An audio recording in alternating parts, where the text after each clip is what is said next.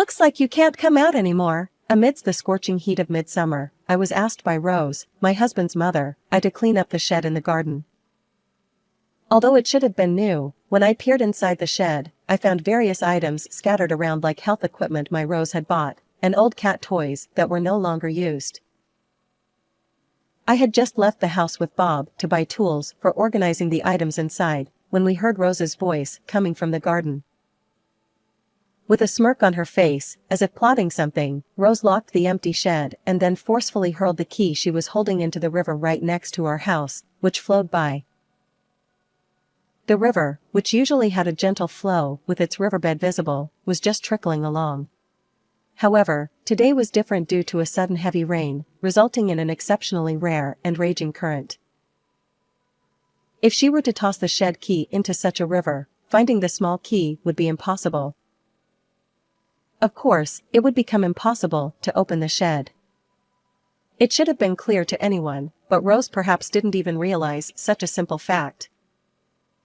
As a result, she had unwittingly made it impossible to help an important presence.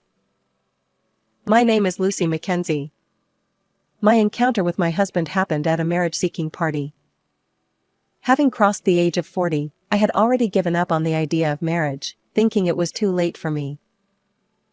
Even so, unable to ignore my persistent parents' pleas, I reluctantly decided to join the marriage-seeking party, even though I found it troublesome. The event I attended was a gathering of slightly older men and women, targeted towards a more mature age group. The party was attended by people who were, like me, contemplating whether marriage was still a viable option, as well as those who hadn't given up on the idea of marriage and were still actively seeking it. Even though the event was centered around the premise of marriage, the presence of parents added a slightly awkward dimension. As the party kicked off, various activities were organized, and the venue began to buzz with excitement. Unable to blend into such an atmosphere, I retreated to a corner of the venue and started drinking alone. Just then, a man who seemed to be similarly struggling to fit in with the party's atmosphere approached me. This man turned out to be Bob, who would later become my husband. Initially, our interaction was limited to formal greetings, but as time passed, we discovered shared interests that led to engaging conversations. We lost track of time and had such an enjoyable time together. The topic that sparked the most enthusiasm in our conversation with Bob was our mutual love for animals, especially cats.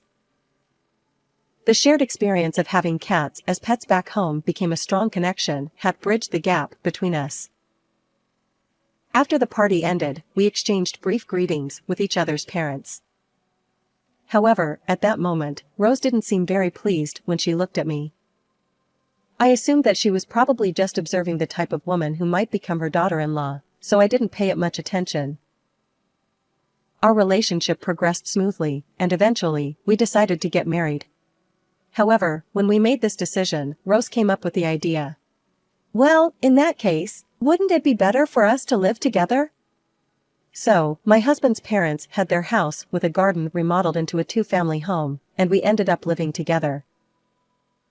The reason for living together was that Rose wasn't skilled at household chores, so she probably wanted to offload all the household responsibilities onto me. I recognized this, but since I was adept at housework, it didn't bother me much. Subsequently, there were times when we struggled with the inability to have children. However, Bob's kindness and care for me helped us navigate through those moments, allowing us to live our lives without significant worry. Even though I've been living with my husband's parents, there's something that has been bothering me. It's Rose's soliloquies. Rose's soliloquies aren't your typical, everyday mutterings. They're louder than usual for mere soliloquies, and they often carry a hint of subtle sarcasm in their content. Even Bob understands that Rose's soliloquies are just her usual behavior. Here we go again. Sighing and feeling exasperated with the situation, we were both troubled by Rose's soliloquies.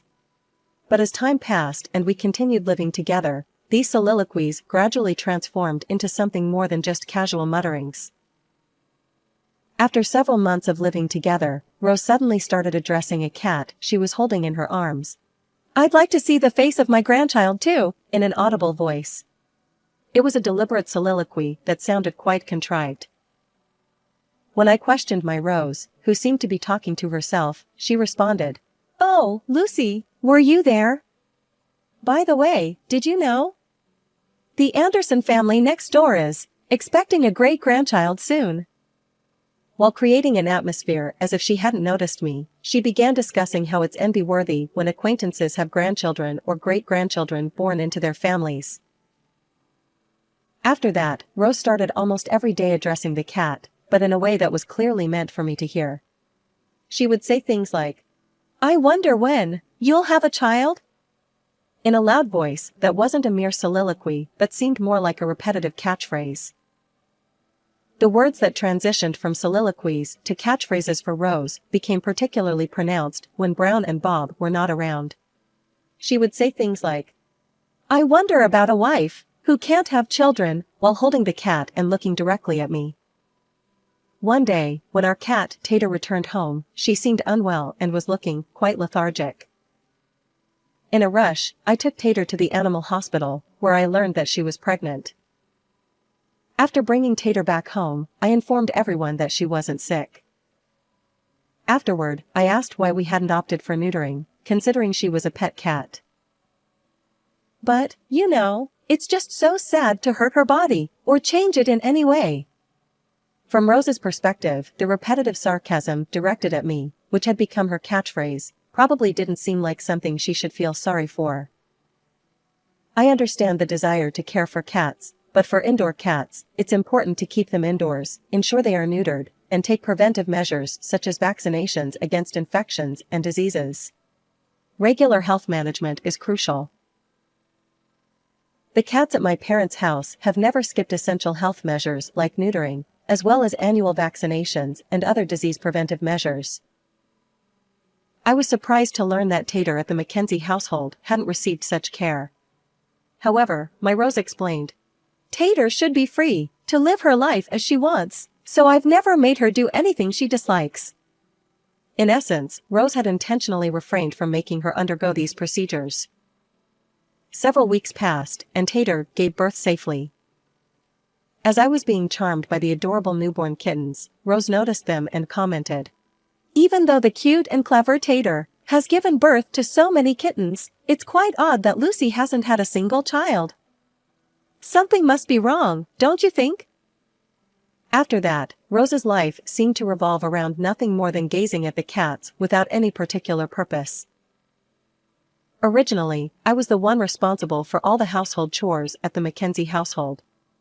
However, Rose gradually began delegating even the smallest tasks related to the cats, such as feeding them and taking care of their litter boxes, to me. Even when I told Rose that I wanted to help out a bit for the cute cats, she only glared at me and said, "These are my daughter and grandchild. They have a much brighter future than someone like you," and just continued to stare at me.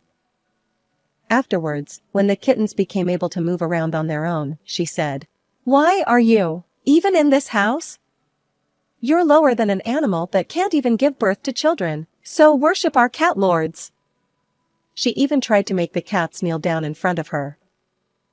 I couldn't understand Rose's inexplicable attitude. "Yes, I understand. I apologize for my shortcomings," I responded, trying to handle the harassment with a light touch. Rose, displeased with my attitude, started using my bowl for cat food and made the cats scratch on my favorite bag, as if to teach me a lesson. On a scorching hot day, as I was bothered by the overgrown weeds, I was doing some weeding in the garden when Rose, surprisingly, approached me and started talking. "Come to think of it, could you tidy up the contents of the warehouse over there?" Rose asked, and as I opened the door of the new shed that had been placed in the garden, I found a pile of unused fitness equipment haphazardly stacked inside. Upon closer inspection, there were also many broken cat toys that seemed to have been used in the past, left abandoned among the items. "Succeed in finishing it today, please," she said, and then went off somewhere. Surely, it must mean that since Brown is returning home late today, I should have it done before he comes back. However, the items inside the warehouse were quite numerous, and it was impossible to finish in just one day. Rose must have known this when she asked me to do it. I took the items that had been haphazardly packed inside the warehouse out to the open space, but as expected, the quantity was impossible to finish easily. At that point, I decided to seek help from Bob.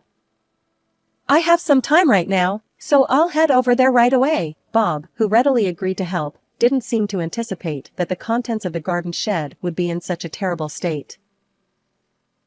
Giving up on the idea of sorting things out easily, we decided to follow Bob's suggestion. We headed to the home improvement store to buy tools for cleaning up the inside of the warehouse. Just before getting into the car driven by my husband, I heard Rose's voice coming from the garden. "Looks like you can't come out anymore." At that moment, I didn't understand what Rose was talking about. Thinking it was probably just her usual muttering, I decided not to pay it any mind and went shopping without worrying about it.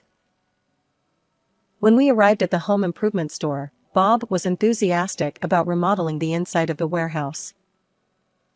Although we had been told that it would be best to finish cleaning up before Brown returned, Bob was loading items onto the shopping cart one after another.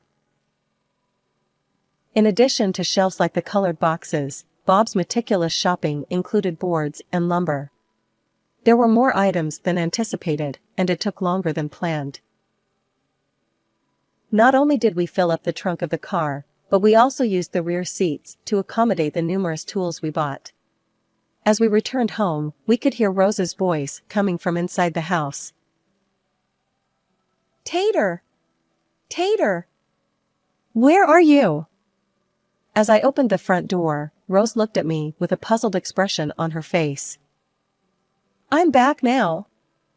Rose? Is something the matter?" I tried speaking to her, but Rose just stared at me with a gaze as if she were seeing a ghost. She didn't say anything in response.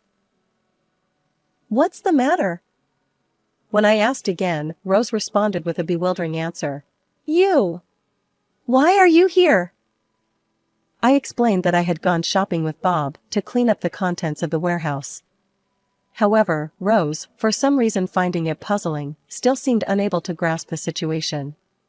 After pondering for a moment with a troubled expression, she asked with a skeptical look. "I remember locking the door properly, so why are you? Who should be inside here? There's no way you could have gotten outside," she said, and suddenly stared at me, fixing her gaze intensely. "What are you talking about?" Rose, with a look that indicated she didn't understand my question, kept repeating the same sort of thing over and over again. "This is strange. I locked the warehouse door, so there's no way you could have gone outside." No matter how you look at it, the one who is acting strangely is clearly Rose. Bob and I went to check the warehouse together, and to our surprise, the door to the warehouse, which should have been open before we left, was now closed. And when I listened carefully inside the locked warehouse, I could faintly hear some sounds. Meow, meow. As I strained ears, I could hear the meowing of a cat and the scratching sound of a door coming from inside the warehouse. "Hey! There's a cat trapped in there!" When Bob shouted loudly, Rose, her face turning pale, rushed out into the yard in a state of panic. The warehouse door was locked and wouldn't open. Bob tried various things to remove the door, but there was no way the newly purchased warehouse door would come off easily. "Mom, where's the key to the warehouse?" As Bob panicked, he shouted to Rose. Rose doesn't respond properly and no answer comes back. Desperately searching for a way to open the warehouse, I looked around. And then I realized that Rose, who was struggling to speak, had been staring at the river that flowed alongside the house all this time. This small river right next to the house usually had just a small trickle of water flowing, often revealing the riverbed. However, today was an exception. Due to the recent spate of sudden heavy rain caused by the heat, the water level had risen dramatically. The usually calm stream had turned into a rapid torrent of gray water carrying debris and sediment from the mountains.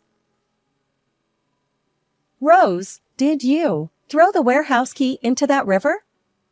I asked, and Rose, trembling, nodded slightly in response. If she had thrown a small key into such a raging river, it would be impossible to find it now. Without the key, there was no way to open the warehouse immediately. Why would you do something like that? Rose!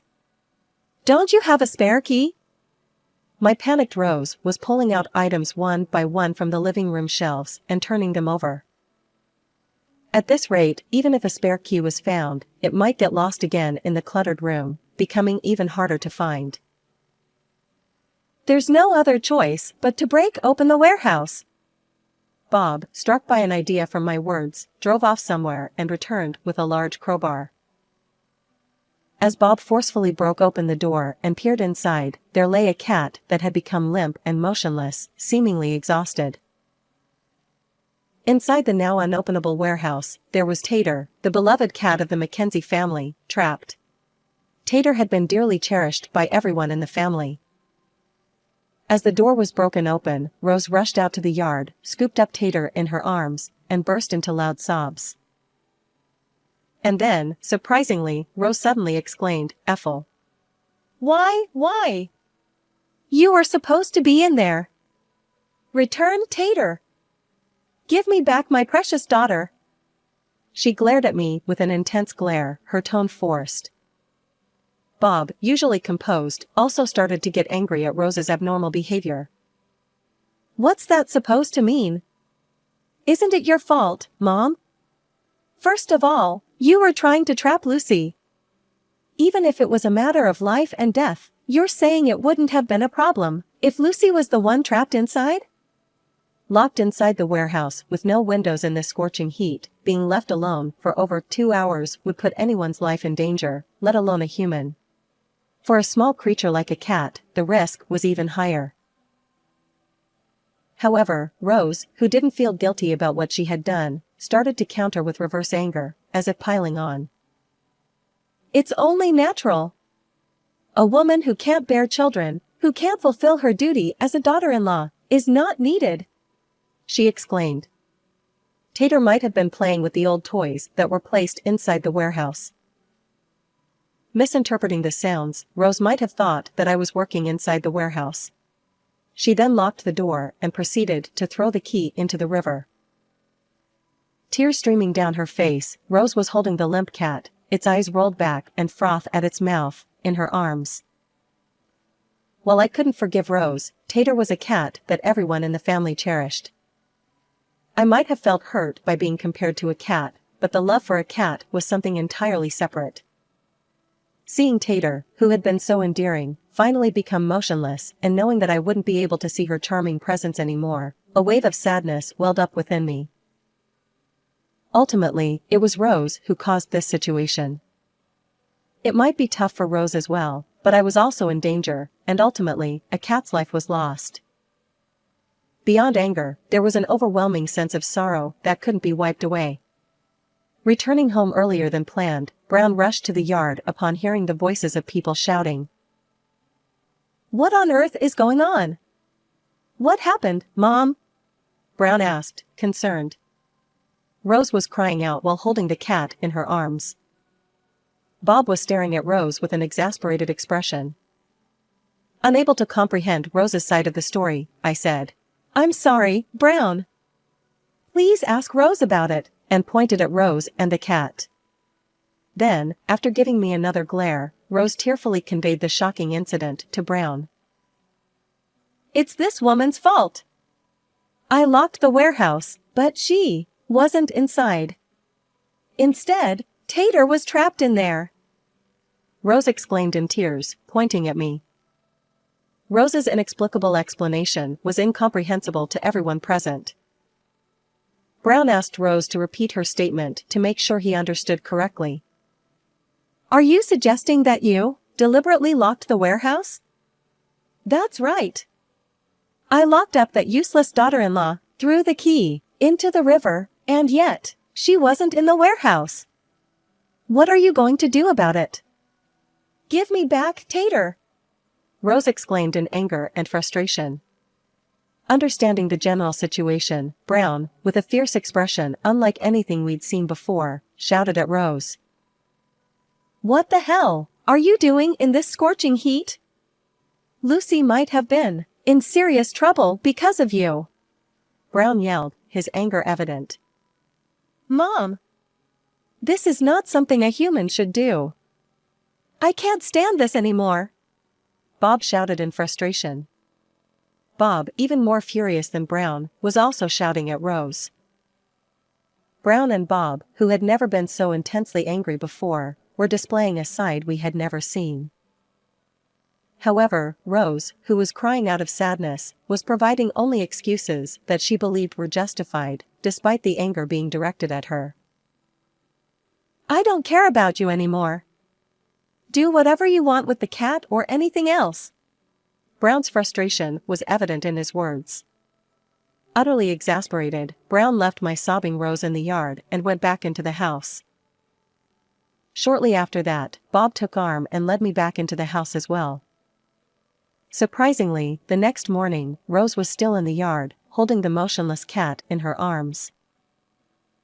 And Rose kept muttering to herself, "It was my fault." Rose continued her soliloquy in a voice loud enough to be heard by the neighbors. Unable to leave things as they were, my exasperated Brown forcibly took the motionless cat from Rose's arms and pushed her into the bedroom. Since I also loved cats, I couldn't help but feel deeply sorry for Tater, who had become a victim due to Rose's selfish actions. First, I piled up some soil to create a simple small mound resembling a grave for Tater. Afterward, along with Brown and Bob, we properly held a pet funeral for Tater. Rose, without engaging in any particular activity, kept her hands clasped in front of the small makeshift grave I had prepared with just a mound of soil. In the days that followed, Rose's attitude toward me didn't change. With Tater gone, the hostility directed towards me had intensified even further. Unable to live with Rose under such circumstances, Bob had decided to move out. Knowing how I was feeling through Rose's soliloquies, Bob had apparently been thinking that it would be best to live separately from his parents and had decided to stop cohabitating. As a couple, we discussed various options for our new place, and we concluded that living near my parents' house would be the best choice. Brown, exasperated by Rose's increasingly selfish behavior, had reached his limit. He left a divorce document and the house key behind, walking away from the situation. The large house, now the residence of Rose alone, was also in her name alone. As a result, Rose had to manage everything herself.